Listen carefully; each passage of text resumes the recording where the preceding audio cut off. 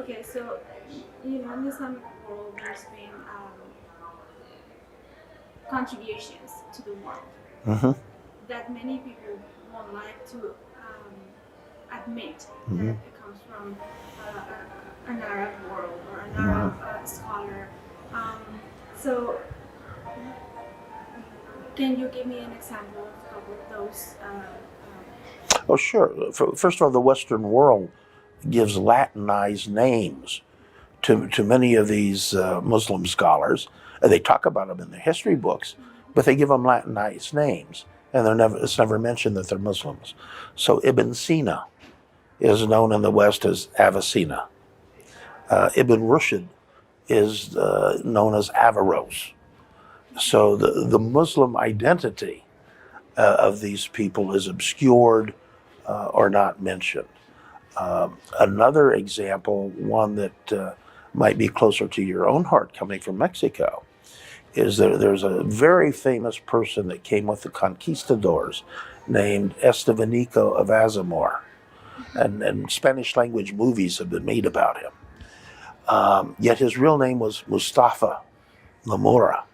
And he was a Muslim slave from Morocco. And that he's one of the great heroes of American history. um, so, what would you think um, if you could give me a comparison between the East and the West cultures?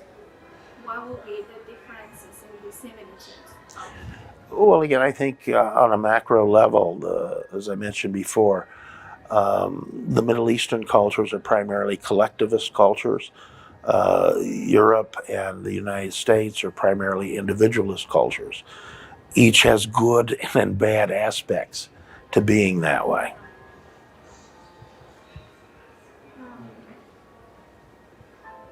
how how do you believe that the spreading of Islam should be dawah? How that what kind of way could that be done in a positive way?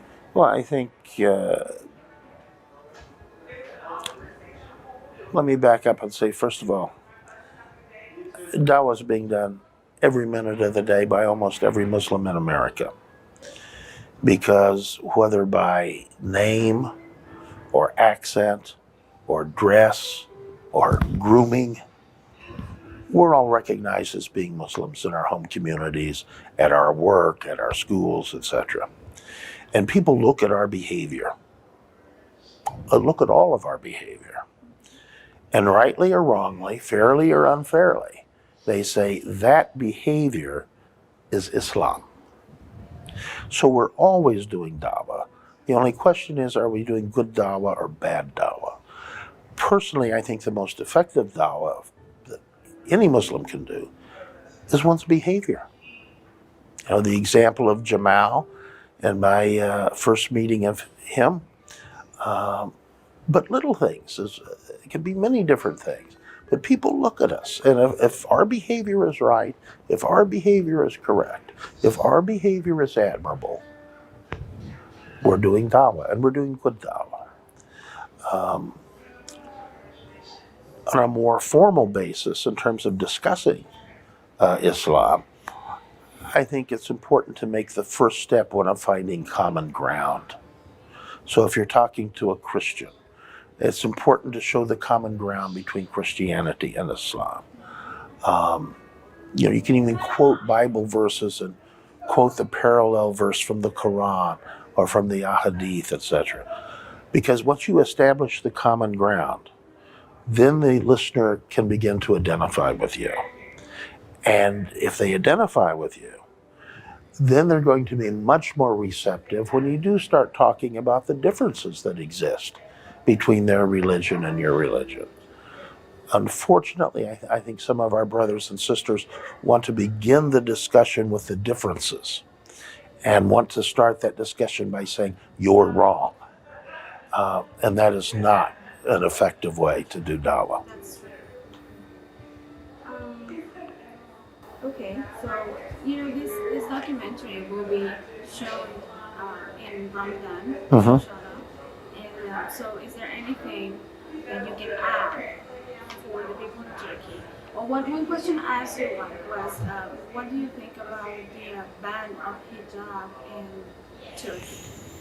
And when I had my interview, that was one of my points because I think hijab should be a right, Mm-hmm. not an obligation, neither a prohibition. Mm-hmm. So, what would you, as a man, as a Muslim man, what would you tell the women in Turkey about wearing the hijab? Well, first of all, let me say this. I think that too often we have men telling women what they should be doing with regards to hijab.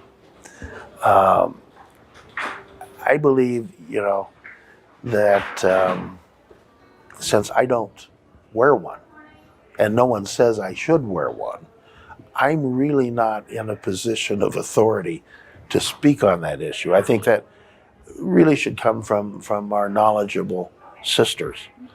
Um, as a general principle, of course, I am against laws that ban the wearing of a scarf, whether in Turkey or France or where have you. And would you just give me one more statement about Ramadan? What would you tell the people in Turkey for Ramadan? Well, not just Turkey, because it's going to be played in other countries as well. So, is there anything you want to say to Muslims in other countries from Ramadan? Any wishes? Anything? Any extra that you want to do? Well, certainly Ramadan Mubarak. But also, inshallah, to remember that Ramadan's more than just refraining from food and drink and the intake of substances from dawn to dusk. Ramadan is also supposed to be a time of spiritual reflection, of devoted reading of the Quran.